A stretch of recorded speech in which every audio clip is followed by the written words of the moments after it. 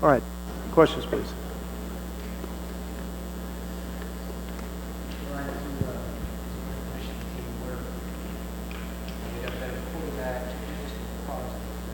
I think looking at this Michigan team, one thing you notice just looking at them from all across the front, especially offensively, a very experienced group from a standpoint of age. A lot of juniors and seniors, very experienced quarterback that's played a lot of Big Ten football, and it's been very efficient this year. So from a team that, while this is their first year with Coach, they are a very experienced group and have been getting better each week, obviously. As an experienced player, but he was new to Michigan. Where has he progressed from the first game against Utah to throwing the 337 against Rutgers? Well, I think athletically, he's someone you certainly have to be aware of athletically. We remember that from last year. But you've noticed him recently with the way he's begun to gel with some of those receivers, and it's put some pretty big numbers up. So we certainly respect his arm, and I think he's also a guy that you have to. The last couple of weeks we've had quarterbacks be able to run the ball a little bit at times, so we certainly have to respect his ability to run the ball.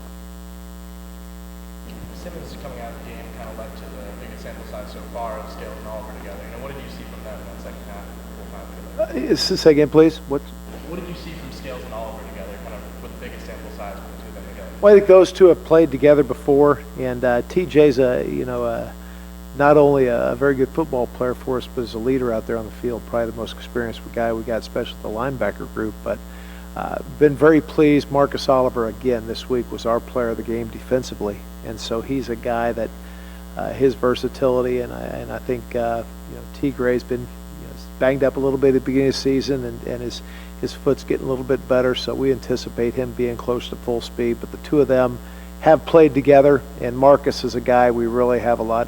He's got a great understanding of the defense. Whether he plays Mike or Will, he's probably our most versatile inside backer.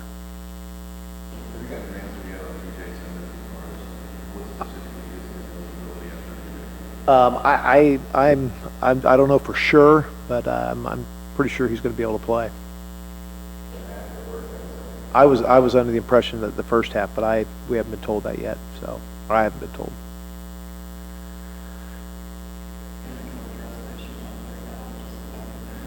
I think our biggest, as we focused in the off week, some of the things we focused on was, one of our biggest areas was third and medium. Third and medium was an area that we hadn't been very successful in. Third and short. Saturday we were 50-50 on 3rd and 1 and 2. Got off the field a couple times. 3rd and medium, we were actually 3 out of 5, but it was the 3 3rd and 9 pluses that we didn't get. There were keys to scores. Not only both scores in the second half, but they converted 3rd and 9 pluses. And situations. Quarterback made a good play. We need to keep contained, track him down, and those are situations when we want to be able to finish off an opponent or be better or do what we want to do in the fourth quarter. Those are situations, the 3rd and 9, 3rd and 10s, when we haven't stopped to be able to. I think in the second and third quarter, offensively and defensively, we worked so well together. When we got 3 and outs, our offense came down and scored. The third quarter, the same thing, and then if we had our opportunity there in the fourth quarter. There were a couple of key plays there where we got to get off the field. Key penalties. I think in the game we had 2 key penalties that also led to drives. Now, it was that along with some third down stops. So disappointing. I think we got better in a sense on third down in some of the areas we wanted to address, 3rd and short, 3rd and medium. But it was those 3 3rd and 9 plus that led to touchdowns that inevitably got us. The young guys back there, obviously you want them to play more solidly as they gain more experience. But I remember, at the start of the year, Andre Brown helps break up a 2-point conversion. Jameel Cook takes a big 6 back. John Crawford was flashing. We haven't seen those kinds of plays in recent weeks. Is anything you can identify there? Well, I think that certainly the competition. The competition obviously that we face has increased since our first 4 games, but there's plays where we're very, very close, and those are the plays along with those third down stops, along with being able to take the ball away. The ball was out 4 or 5 times that we didn't get.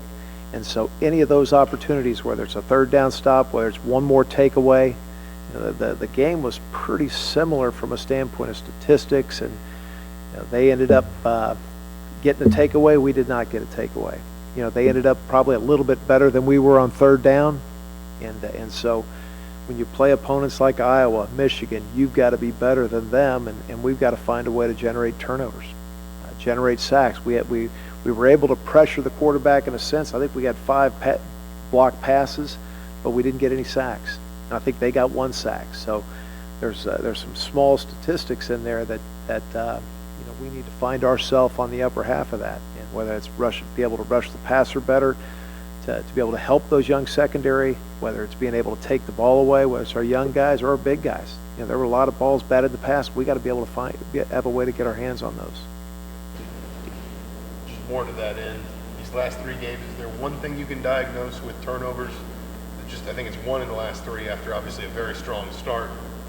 Is there one thing or a small group of things you can diagnose to say, this is what we were doing, that suddenly we're not, or is it something that just needs to be contagious again, I guess? Well, I think it's something that, again, it wasn't anything in particular we're practicing or emphasizing, but we just, at this point of the season, we need to do that little bit extra, whether it's getting to the ball. A lot of turnovers or fumbles that are recovered are just great effort by somebody getting to the ball. So it's those little things as far as getting to the ball, being able to take that extra step to be able to bat that pass up and be able to get someone there to be able to pick it off. So I think we just emphasize that doing that little extra, whether it's continuing to pass rush and whether I'm setting up the game in the pass rush, making sure that I do my little extra as far as I may not be the guy getting the credit for the sack or the batted pass, but I got to be the one to do that little extra that gets us that turnover.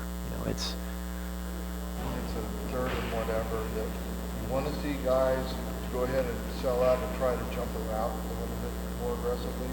I know that could be risky, but I mean, do you preach that a little bit sometimes in a crucial situation? I think we just need to do our job. There are a couple times we did jump routes. Maybe we did jump routes, come out, try to make that extra play by coming out of my zone a little bit, anticipating a guy instead of staying in my zone. All right? Coming underneath the block, trying to get to the quarterback instead of staying contained. So I think guys are trying to do a little bit too much extra instead of just doing their job and trusting the defense and trusting their teammates. Trusting the D-line does not have to do something extraordinary, to be able to create a sack, create the pressure, and trust the defensive backs. And that's what we've really been emphasizing with our guys. A game like Iowa, they just stay within. They're very sound, and they don't try to do too much extra. They just do what they do, type of thing. Well, I think that's something that defensively we looked at what they did, and it was pretty impressive. That they do what they do, and have done a great job at it. At looking at them offensively. We certainly anticipated there at the end they were just going to go ahead and just try to, like they've done to a lot of opponents in the second half, just really be physical, run the ball. But they on the other hand opened it up quite a bit in the second half. So they did a good job. Are you seeing the bulk of mistakes defensively coming? I mean, are they mistakes being made? Fundamental mistakes of aggression, mistakes of guys trying to do too much. Is there a theme to some of the mistakes being made? I think some of the mistakes, I would tend to say more of them are just trying to do too much. Trying to make that play and stay within the confines of the defense. If you're in coverage, stay in my zone, get my drop. Okay, I don't need to chase. All right, from a rush lane, from rush integrity, do my job. Everybody wants to be that guy right now that makes that play. And we encourage them to be able to be aggressive and make plays, whether you're in the secondary or up front. So there's a fine line. There is a fine line between just staying outside rush or allowing a Nick Mangieri athletically to be able to come underneath and make a play. And so that's where we've got to be able to guide our guys and teach them that, hey, we stay within the confines. There are times when you can come out of your lane, you can come underneath, and make plays, and Nick's done a good job at that this year. But at times we just got to, ensure that, especially in those crunch times, that we do our job and trust our teammates. Second run of the game, the draw play. I saw Dutra retreat on the pass look, and he comes flying up the middle very aggressively. Yeah. And it looked like Oliver wasn't able to fit in. What exactly happened? What happened is it was a lead draw. So a pass fake. We had a lineman, get out of his gap and rush. In a sense, guys, instead of pressing their gap, got out of gaps and he hit it backside, and we had two guys out of our gap, and it's a big play. And disappointing, but I thought our guys rallied, and I really think that was the, from a big play standpoint, it was about it in the day, the second play of the game. So I was pretty pleased that we didn't, get disappointed or get down about, and our guys came back pretty good after that. Disappointing that we gave up the long drive after we had a great punt down and they gave them a 95-yard drive. That was disappointing. But, I felt coming out of the third quarter, our guys did a pretty good job tightening up, and we just got to be able to finish. 5-yard drive was a 3rd and 6. Yeah, absolutely. Right there to make a play and stop it. Doesn't quite happen. Right, 3rd and 6, and then the 2-minute drive, we had 3rd and 9 deep in our own territory. And those are situations where, we've got to be able to make a play defensively. That's our job, to be able to make a play, and that's, we need, for this team defensively, we need to step up and make that play because our offense will respond. And they showed in the fourth quarter, did a great job after we held them 3 and out. They came back down and made it a one-score game. All right, thank you.